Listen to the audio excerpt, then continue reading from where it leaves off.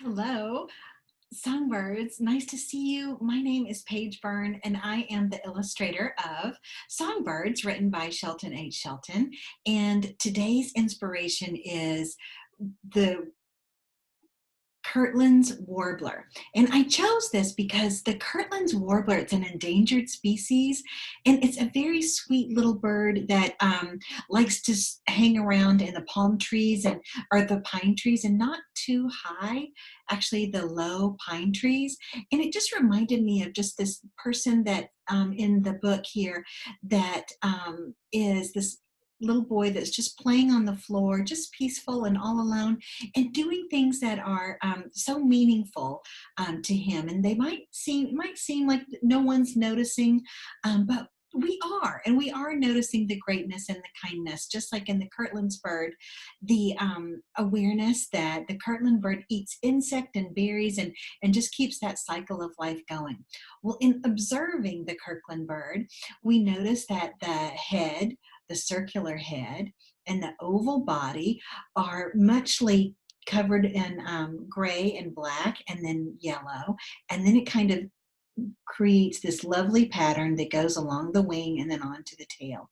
So in our lesson today, we're going to keep those three colors and then the shapes in mind of the circle and the oval and the triangle. So here we go.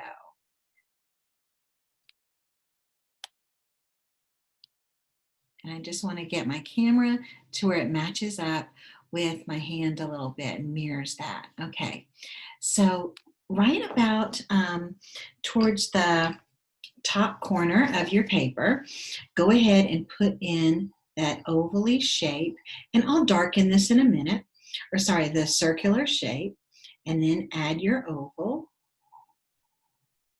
and your triangle, three-sided triangle. So now we have a nice Kirkland Warbler kind of looking out there, and then we'll go ahead and add the beak right in there, okay?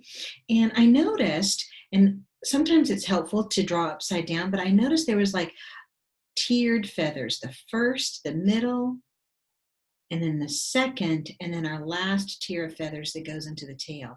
And I'm going to draw a diagonal line right across the head there. It's almost like a little wavy diagonal line right there.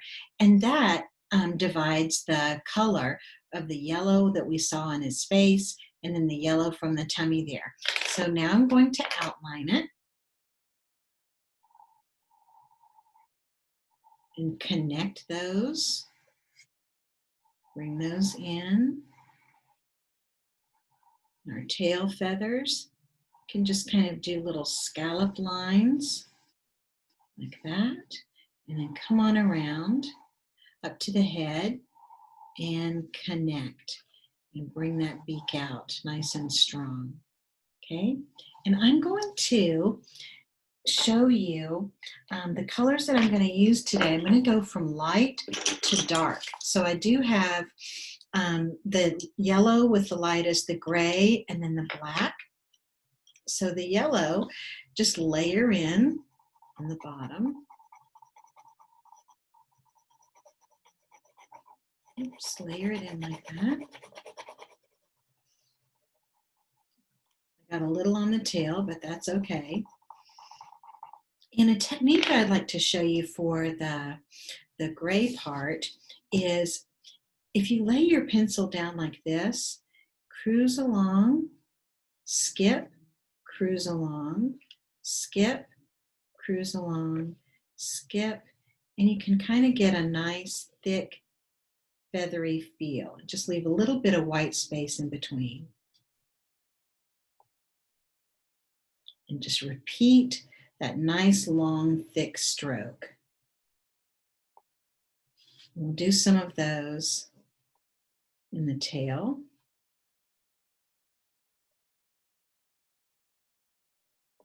And then you can go in and fill in where you see areas where it might be a little solid and maybe a little definition.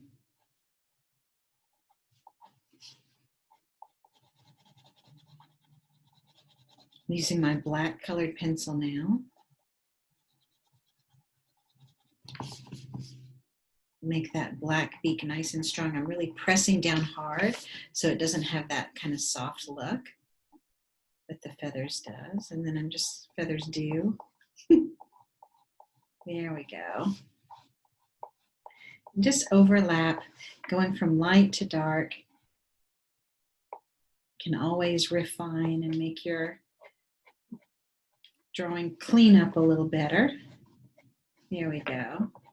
And then that little speckled tummy. All right. And then knowing that the warbler loves to hang out on a pine tree branch, I'm going to go ahead and put his little legs in there, perched with the claws. One more.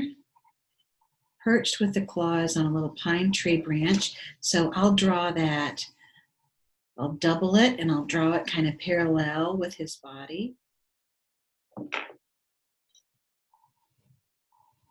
I'm just going it out for a little direction and interest. And then just putting in your spikes on the branch, beside the branch.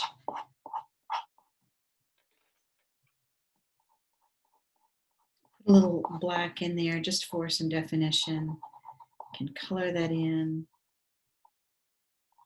They the branches kind of have like an ashy gray look to them, along with his little legs.